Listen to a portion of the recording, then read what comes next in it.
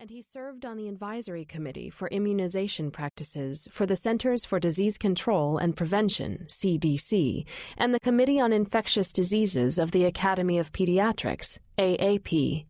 He has never been anything but a strong advocate for vaccinations and adherence to the AAP's and CDC's immunization protocols. The summer 1999 issue of Hepatitis Control Report, featuring Dr. Halsey's findings and opinions, stated, "Pediatricians who continue to administer thimerosal-containing vaccines could face a flurry of lawsuits, perhaps claiming that children had acquired learning disabilities from mercury exposure." He didn't know just how prescient this statement was. I am writing this forward some weeks after the Vaccine Court, the name the press uses for the U.S. Court of Federal Claims, which handles compensation to those people who claim injury from vaccines, issued an award to a family whose daughter developed autism after a series of vaccines. And just this week, that same court is considering the cases of nearly 5,000 other families whose children developed autism after vaccination. Yes, most vaccines have much less mercury, but wait until the evidence against aluminum in vaccines becomes common knowledge. The body of research regarding aluminum's harm to human cells already contains hundreds of articles, but the most damning conclusions were recently published by Dr. Robert Sears, a very well-known and well-respected pediatrician and the son and partner of Dr. William Sears, long regarded as America's pediatrician. Using the numbers he gathered from the FDA's own data and website, Dr. Sears points out the unbelievable difference between the acknowledged toxic dose for a baby, 20 micrograms, and the amount found in the hepatitis B vaccine given on the day of birth, 250 micrograms. At 2 months of age, this same infant could receive immunizations containing as much as 1,875 micrograms of aluminum.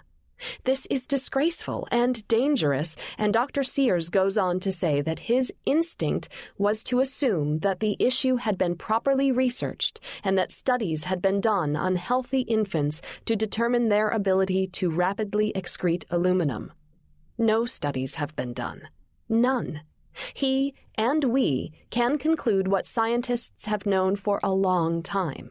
Evidence has existed for years that aluminum in amounts this large is harmful to humans.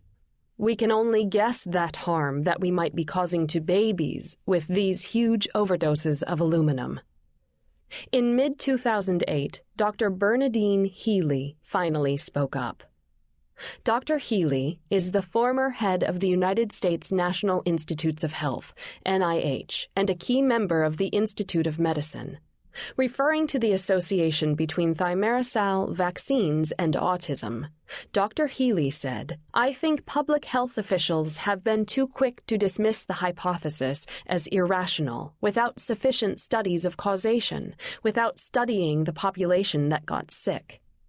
I believe she's just one of many intelligent doctors and scientists who know that we need to study the link between vaccines and autism and other neuroimmune disorders.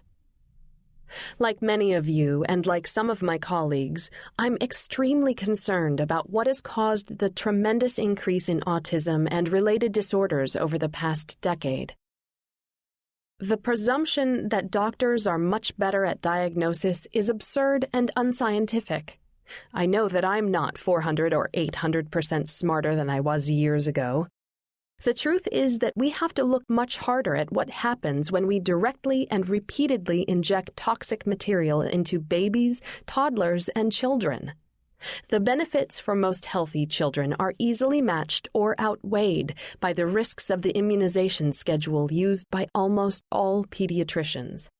Some of our vaccines have outlived their usefulness in the United States and elsewhere, and others need reformulation to make them safer for those families who want their children to receive them.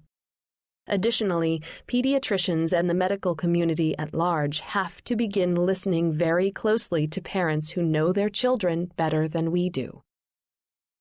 Last, but far from least, we have to support and reinforce the intelligent and fiercely held hope